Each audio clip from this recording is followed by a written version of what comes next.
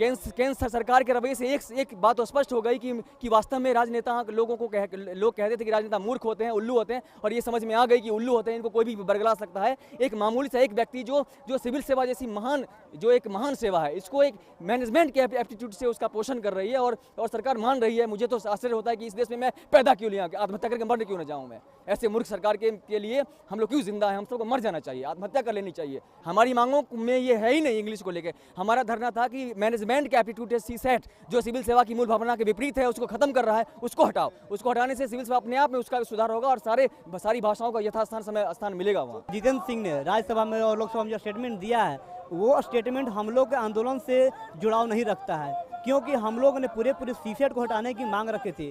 वो उन्होंने एक सीसेट का एक हिस्सा जो 8-9 प्रश्न केवल अंग्रेजी के आते हैं, उनको हटाने की नहीं, केवल नंबर ना जोड़ने की मांग की गई है, जो कि हमें जो छात्र आंदोलन कर रहे हैं उनके साथ सरासर धोखा है। जितेंद्र सिंह ने जो टुकड़ा फेंका है उसे तुरंत प्रभाव से खारिज करते हैं। हमारी ये मांग नहीं थी। सरकार ये टुकड़ा फेंककर इस मुद्दे को हिंदी बनाम अंग्रेजी बनाने की कोशिश कर रही है, जबकि ये हिंदी बनाम अंग्रेजी नहीं। हमारी मुख्य मांग ये थी कि सीसेट का पेपर जो कि प्रबंधन, तकनीकी, मेडिकल दूसरे छात्रों के लिए एक पक्षीय बना दिया गया, उसे समाप्त किया जाए। मुख्य परीक्षा और इंटरव्यू में हमारे साथ जो भेदभाव होता है उसे खत्म किया जाए और 2 महीनों से जो हम आंदोलन कर रहे हैं उस वजह से स्थिति को तत्काल प्रभाव से आगे बढ़ाया जाए, ताकि हम निश्चित होकर तैयारियां कर सके। और जो हमारी मुख्य मांग है वो अब भी वही है कि सीसेट को हटाया जाए। जब तक सरकार हमारी ये मांग नहीं मान लेती है तब तक हम अहिंसक रूप से इसी जंतर मंतर से सरकार के खिलाफ प्रदर्शन करते रहेंगे, क्योंकि हमारी कोई भी डिमांड नहीं मानी गई है। हमारी डिमांड में 9 क्वेश्चंस जो इंग्लिश के हैं वो शामिल ही नहीं था।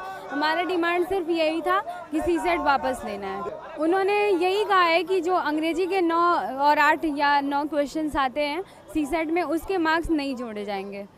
तो इसका मतलब यही है कि ये बेवकूफ़ बनाया जा रहा है हमें, क्योंकि ये आधार भाषा ही नहीं था। हम सिर्फ ये नहीं कह रहे थे कि अंग्रेजी को हटा दो और हमें इससे प्रॉब्लम है। ये पूरा सीसेट का फॉर्मेट है, प्रॉब्लम उसमें है।